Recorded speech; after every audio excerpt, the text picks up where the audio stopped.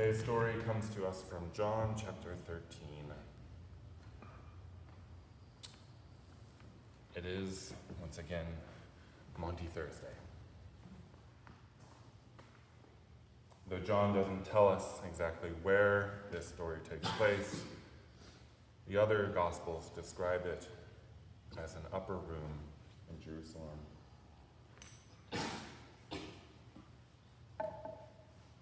In today's story, Jesus has just washed his disciples' feet.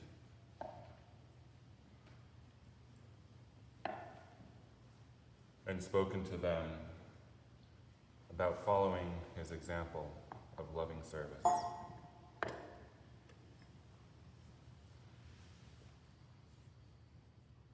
Then Jesus tells Judas to leave quickly and go do what he was about to do. John's gospel makes it clear that Jesus knows what Judas is about to do, but the disciples do not.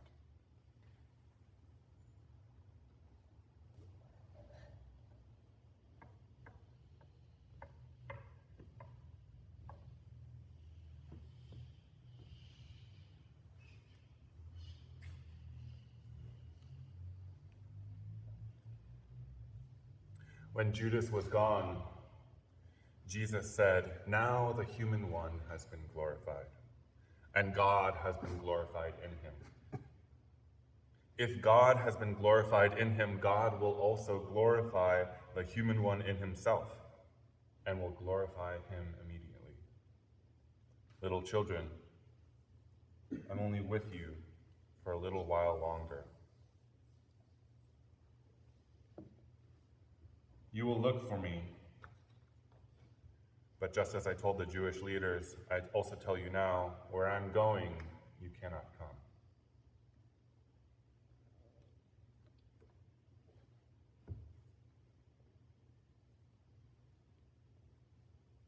I give you a new commandment. Love one another. Just as I have loved you, so you also must love each other. This is how everyone will know that you are my disciples, when you love each other.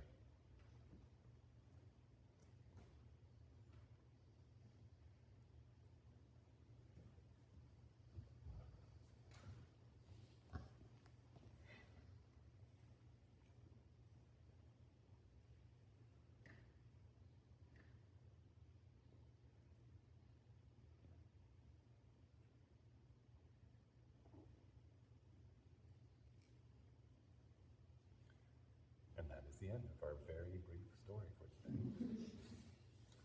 So I invite you now to wonder along with me about it.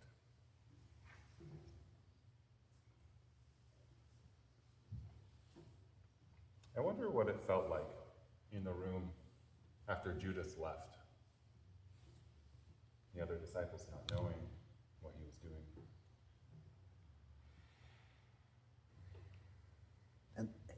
And the puzzlement that they would feel that how did Jesus know what he was going to do? I mean, no, they didn't know what he was going to do, but still that he would articulate. Sure, so there's puzzlement, Yeah. is a good word, confusion. Jesus knows what he's doing, but the others don't, and so they're confused. And why would he have to leave now? Yeah, sure. Yeah, there's, why now, we're clearly having an important moment here. We've just done this foot washing thing, what's going on, and then he has something else that is even more important. Why now? Yeah. Maybe suspicion? Suspicion? Yeah. They don't know why. It seems like Jesus does. Yeah, so with the puzzlement could come suspicion as well. Yeah.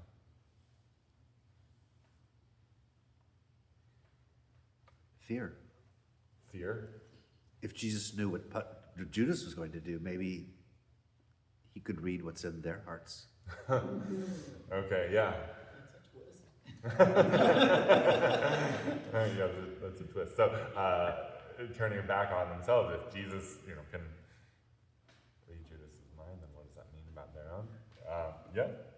So I wonder why Jesus chose this moment right after Judas left to talk about glory and love.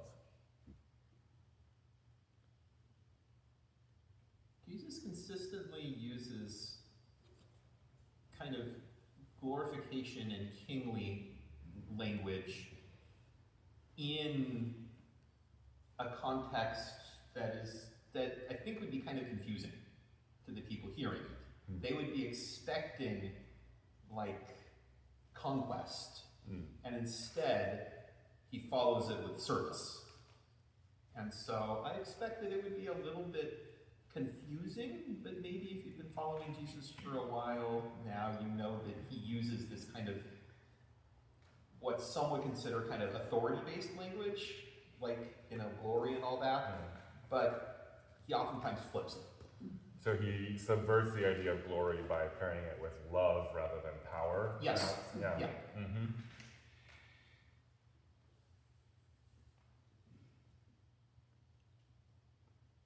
It's interesting the way you've told this story. For me, what's coming up is, Jesus knows there's a betrayal about to happen. And after the betrayer leaves, he tells everybody to love one another. And in my mind, that's about forgiveness. That's about, you still have to love this guy, even though they don't know what's going to happen. Like that moment is really right for, I mean it, even when people do stuff you don't like. So the commandment to love one another, even as the betrayer is beginning the act of betrayal, is powerful. Yeah. It never occurred to me that timing before. I didn't really understand it, but now I do. Maybe he told it after the person left because he wanted them to know that maybe if they're choosing to do something, I don't know. Basically what she said, yeah. I don't know, but Okay. Yeah. So that connection between Judas leaving, Jesus giving that command. Were you going to share something? Well, I was just going back to your earlier question, kind of following on what you were saying. And I found myself wondering, was Judas kind of always the person in the group who was kind of difficult? And was there some relief when he left? Like, oh no, now we can really talk. And then follow up on what Jesus is saying in his message, no, you've got to forgive. It's like, I don't know. So you're wondering if there was, if Judas was somewhat of a, maybe a black sheep among the group in a metaphorical sense of being somewhat a little different. There's definitely another story, that we read right before Holy Week, where in John's Gospel it's named as Mary of Bethany, who perfumes Jesus' feet with her hair, and Judas is the one who says why did we do this? That could have been sold for, I think, 100 denarii to go and give money to the poor. So he speaks out in a oppositional way in that moment, but we don't hear much more about him during Jesus' ministry other than that. No, I was going to say exactly what you said. Yeah. And then it makes what you said about Jesus saying, you've got to forgive, this is what But it's he all doesn't about. say forgiveness. No, he You have to love one You another. have to love one another. But to me, I'm reading kind of between the lines the next part. Loving one another means forgiveness. means you have to forgive people, or you can't do it. Sure. I don't know. When they do things that you I don't know if it's the same though. I mean, It's not the same. love and forgiveness are not. they're not the same. No. I'm not saying Maybe it's the same, it's but I'm saying you can't do one without the other. maybe he wants them to figure it out and not be because if it could mean one thing to someone and then one thing to another person, but it would be all in a general reference kind of. So he could say it like that, and then they will get it one way or the other, but it'll kind of be the same. So, Veda, are you saying it's when you're doing a math problem or something and the teacher gives you the problem and they show you the steps of how to solve it, and then you work through it with the teacher? Is that what you're saying? For example, in a classroom, your teacher gives you the problem that you need to solve, and you don't know the steps of how to solve it, and maybe it's that kind of thing. Is that So, yeah, good so analogy? the answer is love. Yes, the answer is love. Every time. Every time. But how you Every get time. there, you need to work it out. Yes. Yeah. Yes. Okay, yeah, I like that. It's Sudoku in the Bible. What's that? It's Sudoku in the Bible. You have to figure it out. Yeah. So love is the answer, but how you work it out, it might include forgiveness along the way. It might require forgiveness along the way. It might require working out the steps along the way. Yeah. Okay. That is a lovely analogy, thank you. Yeah, it is. And as a teacher, it speaks to me because here's the answer, love is the answer. And what I would say to my kids, there's no wrong way to get there. You've got to figure out for yourself how you're going to get there. Yours is different, yours is different, yours is different. But here's the result. And forgiveness is one of the Yeah. worst. Yeah. Beautiful. Okay. Wow. I wonder why Jesus told them he was leaving without explaining where he was going. So they don't follow him? So they don't follow him? Because if he doesn't want them to come, he doesn't tell them where he's going. So then, I don't know. He didn't want them to know what he knew was going to happen. Yeah, so he didn't want them to, know in advance what was going to happen. Yeah, we're still grappling with what happened almost 2,000 years later. It might be a difficult thing to explain. Sure. Yeah. So the fact that we are still grappling with this Yeah. means it would be really hard to explain before it's even happened. Yes. Yeah. Maybe to assure them that he's not going to follow after Judas. To assure them Yeah. that he's not going to follow after Yeah. Judas. Yeah. I just Track I him would down. find that scary. I mean, because, by this point, the disciples, they've already taken some personal cost to follow Jesus. They've already encountered some cost. They've, left their jobs. They've left their lives. And then the leader says, where I'm going, you can't follow. That would be scary. Right. And he's been telling them all along, follow me. Follow me and suddenly, no more following. Yeah. That'd be weird. So they've left everything to follow him. Yeah. And now he's saying they can't follow him. Yeah. So this is the one thing they had, and Yeah. he's taking that away. Yeah, that's hard. I'm still stuck with Judas being the black sheep. We don't know that much about him, but you can imagine that all the other disciples there might have been some tension between him and them. And so at this moment where Judas leaves and Jesus knows what's going to happen, and he said, he didn't want them, the others, to go follow Judas in order to prevent Judas from doing what he's going to do so that the story can play out the way it's supposed to play out. Sure, yeah. So a reason for not telling them where he's going would be, don't stop it. Don't stop it, this has to happen. Yeah. So, yeah. Sure. And- Sorry. Go ahead. I was going to say, and it's not like Jesus really, we know Jesus has moments of doubts, and he cries out on the cross and says, why have you forsaken me? Yeah. So it's not like it has a perfect roadmap in his mind, oh, this is going to happen, this is going to happen, this is Right. gonna But yeah, so clearly Jesus does feel that forsakenness, that abandonment, particularly when he's on the cross. But up until that point, both in not telling them, but then also when there's the story of Peter pulling out a sword and trying to stop the arrest in the Garden of Gethsemane, he stops his disciples from intervening. Yeah, and so that I think that is consistent. I wonder what it means then that this is a new commandment, to love one another as he has loved them.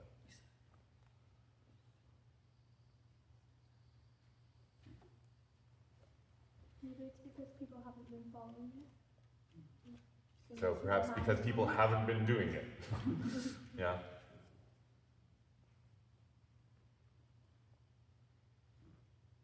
It's so simple. I mean, it's such a simple commandment, but profound. I mean, it's extremely. It's not easy to do. Yeah, it's definitely an easier said than done thing. Yeah, so why new? Why is this a new commandment? Hasn't that always been the case? Hasn't he been saying this Yeah. from day one? Yeah. Well, Is it new relative to the Ten Commandments of Moses? He's distilling down all of them into, okay, you can't master the 10, it's clear. I'll just make it easy. We'll start with one. So yeah, so it's let's see. So yes, it's simple. You know, love one another as I have loved you. That seems like a simple command. It's, you know, perhaps people haven't been doing it. Perhaps they've been failing to do the Ten Commandments. Is this a simplification of the law, or is it? Yeah, I don't know. There could be other ways of saying it. Often the commands in the Ten Commandments are a sort of don't do this, don't do that. Right. And this is more of a Do this. one. So there's a slight difference there, yeah. From somewhere deep in my 20 years of continuous Catholic education, the term fulfillment of the law is coming up. Yeah. Yeah, taking all these kind of disjointed laws that were maybe trying to tell you you have to do it this way, and fulfilling it into something that's more orthodox. That's a famous line from Matthew, is Jesus saying, "I came not to abolish the law, but to fulfill the law." Yeah. and also, I'm thinking back to, I don't know which Gospels it's in, but, where the greatest commandment is love God and love your neighbor as yourself. Yeah. And does it show up in the Old Testament anyway like that? Do you know? Is that sort of the summary of the law anywhere in the Old Testament? Love your God with all your strength and all your heart and all your mind and all your strength, some order of those, and then love your neighbor as yourself. Those are pulling from two different parts. I think it's Deuteronomy and Leviticus from the Old Testament. Yeah, sort But of is there a pulling sense- two different commandments and putting them together. Is there a sense that that's sort of the summary of the whole thing in Judaism? In the dialogue where Jesus is talking with the lawyer, the lawyer is asking him, "What is the greatest commandment?" And so I think it's often interpreted as a summarization of the whole. But in the dialogue, he's saying, "Which is the greatest?" Yeah, so if the lawyer says that, it sort of assumes that's common knowledge, because then Jesus says you've answered right. So, thinking about that, to me, it's sort of like Jesus is hammering it. It's a new commandment. Okay, I think that's right. Sort of, you were saying, you haven't gotten it yet, but yes, I'm doing this. I'm telling you again. Yeah. So the love, comes up again. What's circling on in my head, and it's all in little bits and pieces as it usually is, for me, the wonderful Thomas Tallis hymn that we sing, "If ye love me, keep my commandment." And there's the commandment, love one another. And to me, Jesus can be turning it into, I know you love me, you're following me, and if you truly love me, this is what you need to do to show that you're loving me. Yeah. Show that you love me by loving each other. Yeah. Right? Yeah. And then the next line was, and I will pray the Father, be the intercessor to God. Yeah. Bits and pieces. I wonder what a group of people, I wonder what it looks like when a group of people is known for their love. Known for their love? Yeah. He says, you will be known as my followers because of your love. What's the line? This is how everyone will know that you are my disciples, when you love each other. What does that look like when a group of people is known for their love?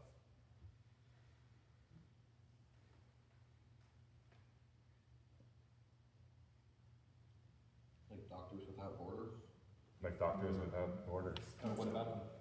how they're just going around the world helping people. And Helping people regardless of borders. Yeah. Well, I wish Brother Finn were here because he will say, there goes Randy again talking about the pantry. But I mean, yesterday, this whole space is just filled and overflowing with love, not just from the 40 volunteers that were here, but the people that received this food. And I was taking a break sitting on the steps as people are coming out just overwhelmed with the amount of food that had been given to them. And they see me wearing my hat as official bit, and they say, you all are amazing. Thank you, thank you, thank you. It is amazing. Yeah. Very, very practical, embodied vision of love that takes place here.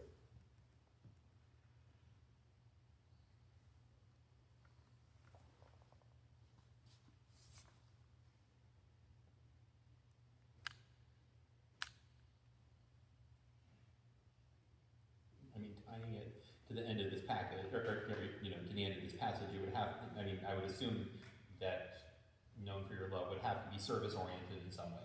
And that's, the commonality between what you two just shared was service. And service to those who can't pay it back or without expectation of paying it back. I think that's another, commonality. Yeah, so service to those who can't pay it back. Service with, expecting nothing in return. Yeah. Yeah. Maybe love also looks like working out differences. Staying in conversation, even when you have struggles or feel hurt, and working that through. So working out differences. Yeah. You said, what does it look like? When people are known by their love, yeah. Love. What it looks like is I want some of that. Yeah, what it looks like is the desire to be a part of it. Yeah. Yeah. Come on Saturdays. Yeah. So that feeling of like that we can all get of like, ooh, I want some of that. I want to have what they're having, do what I need to be who they are. Sure. I want to join them. Yeah. Pretty good way to go to church. Yeah. I think for some it can look scary though, because it's also kind of like, what's in it for them, Oh, interesting. Yeah. Sometimes it takes time to really be able to understand that it is love versus some ulterior agenda. So there's perhaps a distrust. There can be a distrust that leads it to being scary. Yeah. I think that's what Jesus' problem was. People didn't know to trust him. So at the end of it all, he's just saying, just do what I did. Keep it simple. Yeah. So Jesus experienced that distrust, and we, folks following his call, still today might experience this distrust.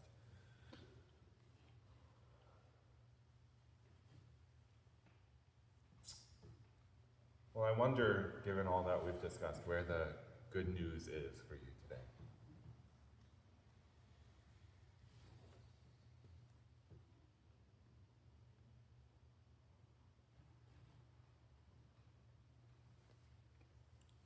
A reminder of the commandment to love one another. That's good news.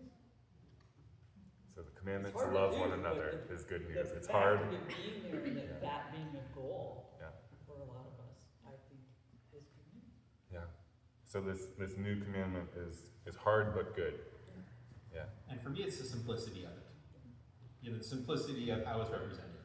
Yeah. It doesn't take that many words, and that's important. Sure. Because it's easily remembered, maybe hard to execute, but easy to remember. Yeah. So the gospel imperative is simple. Yeah, it what is. is the good news. Yeah. I think the good news for me is that no matter how long it takes me to get there or what steps I have to take to get there, the answer is always love. I think that's a really good lesson. For sure. Yeah. So that no matter what, no matter how you get there, the answer is love. Yeah. I like the promise of if you can stay focused on this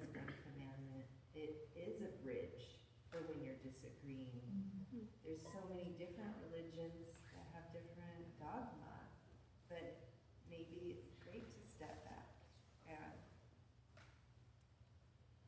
get to that core heart of, wait, we might disagree on all these other things, but maybe we can agree on we should be loving each other and children of God as a rebuilding over disagreements. Yeah. So there's hope, I guess, is the good message Sure. for me. Hope despite disagreements. Hope and love.